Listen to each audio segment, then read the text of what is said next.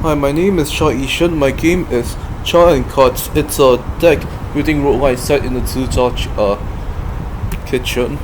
So for Cooking Madness, I found the strengths of the game more that it had very sub teams and simple gameplay. But the weakness is that the gameplay was too simple. So I choose to add a bit more depth by adding customer preferences and dietary restrictions.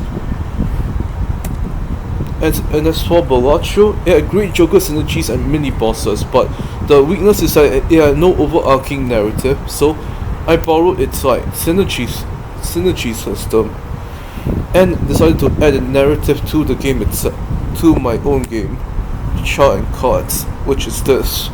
So Champ John is basically framed by a jealous colleague and kicked down.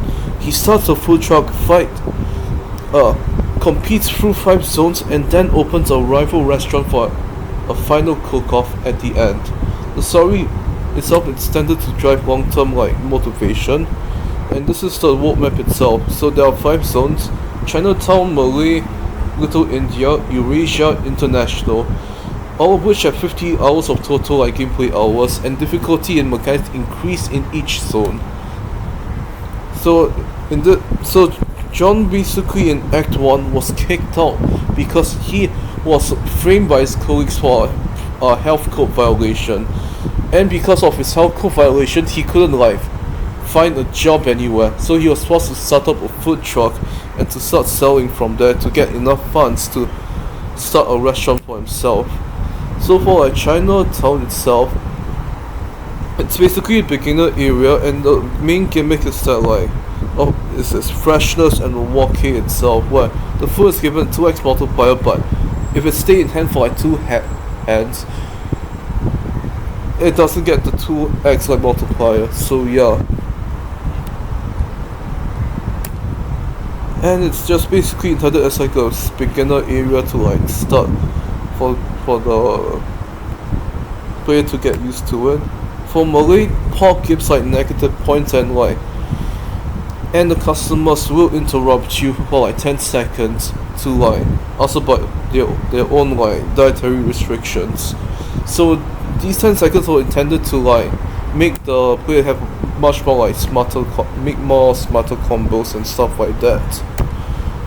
So for Act 2, he basically became famous enough of his own cooking that he told his story to a lot of people, and John's older colleagues basically became aware of his own comeback and seek to sabotage him by stopping him from getting cheap fresh ingredients and only getting the spoiled ones.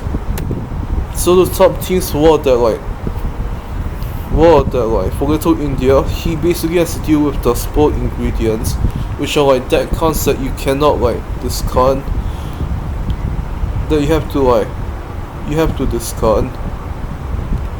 And it's basically intended to get players to be used to resource managing their own cards.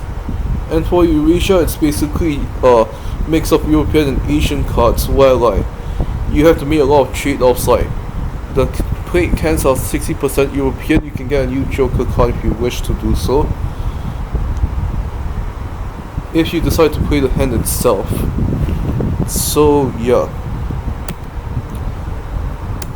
and Act 3 is basically the international zone, which is where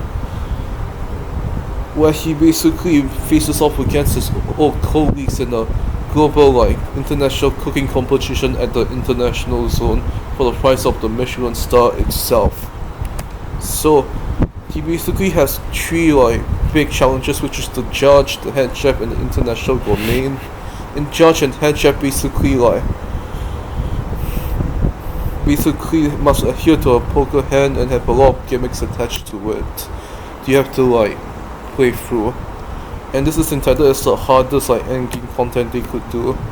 So the gameplay flow is that you basically put all the cards into the block, you get the dishes, and then you get to give it to the customer, and they're happy. But you choose to discard them and get Joker cards. Now these are my Gen AI usage here, and that's all I use, and that's all.